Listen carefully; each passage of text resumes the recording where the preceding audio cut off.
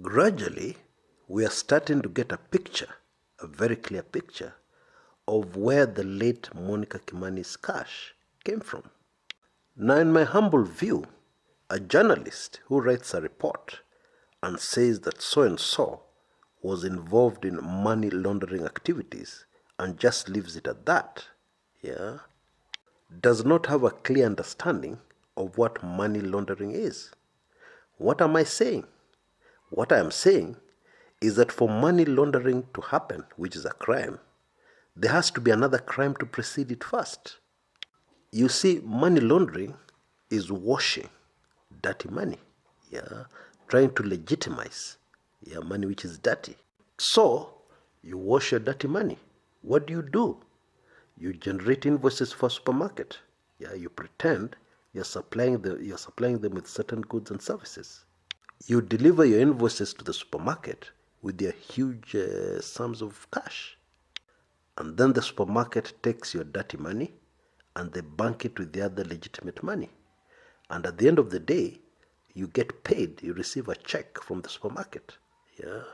And in the books, it looks like you supplied the supermarket with electronics or whatever it was.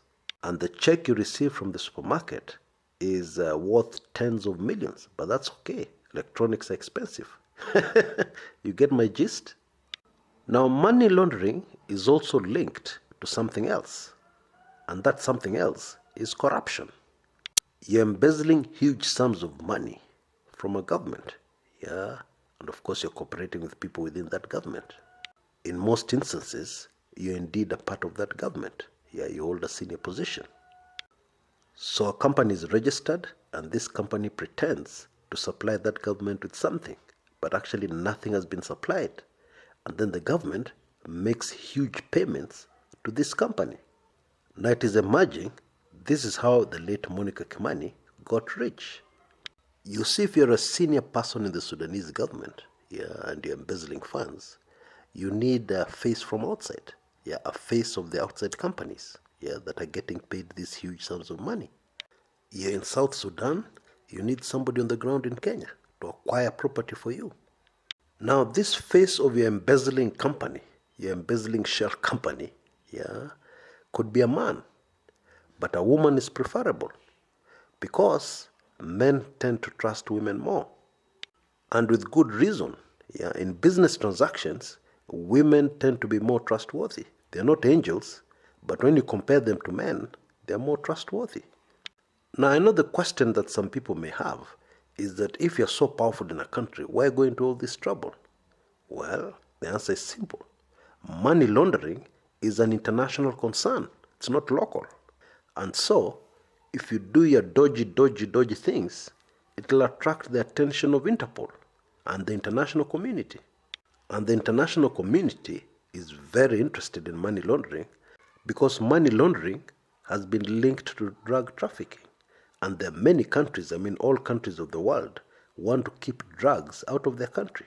And there's no way they're going to be able to do this effectively unless they keep a very close eye on money transactions, yeah, especially money transaction involving huge amounts of money. Because like in all crimes, yeah, the secret is to follow the money. The money will always lead you to the criminals. The trail of money transactions will always tell you a lot. Now, the latest very explosive documentary by an outfit called Africa Uncensored, yeah, which belongs to John Allan Namu, a very famed award-winning Kenyan journalist, actually an investigative journalist, is very instructive, yeah, very instructive over this issue.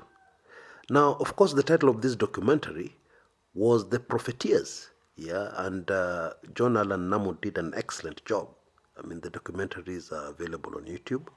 He did a very excellent job in showing how the money laundering activities in South Sudan involve Kenyan banks. And indeed, Kenyan banks are very involved because they look the other way. They know exactly where the money is coming from. But they look the other way, yeah, for the sake of profits. Now, banks are usually very cautious, yeah. But you see here there's some gray area, yeah, or rather there's some leeway for them to operate because this is a foreign government. These are transactions involving a foreign country. And so, as long as the transaction is signed off by a government, the banks are safe, legally, that is. Now, the super fascinating thing in this John Allan Namu saga is that the KTN, refused to air this documentary. Even after promoting it for days, they chickened out at the last minute, and they came up with an excuse that they've postponed the airing of this documentary. In fact, what they actually meant is that they've cancelled the airing of that documentary. Now, this is very telling. Of course, this documentary was very timely with all the focus, national focus, on the late Monica Kimani and what her true source of finances was. But you see, the issue here is that it attracts attention to a gravy train which very many senior Kenyan people senior in Kenyan government, are enjoying. How do I know senior Kenyan government officials are enjoying this money from South Sudan? Well, it's very simple. Look at how the South Sudanese live in Kenya. Indeed, these guys have their houses guarded by the Kenya police. Yep, criminals and international money launderers are protected by the Kenya police service. And so, we don't have any evidence, but it's not hard to imagine somebody calling KTN. And after that telephone call, KTN chickened out of this documentary. You know, this is why it is best when you have a very hot story. Don't advertise it. Just do it and then air it. And then once you've aired it, start advertising it for a repeat for the sake of those who missed it. That is the way it is done. But in all fairness to KTN, I think somebody underestimated the power and the clout these South Sudanese criminals have in Kenya. That is really what it was.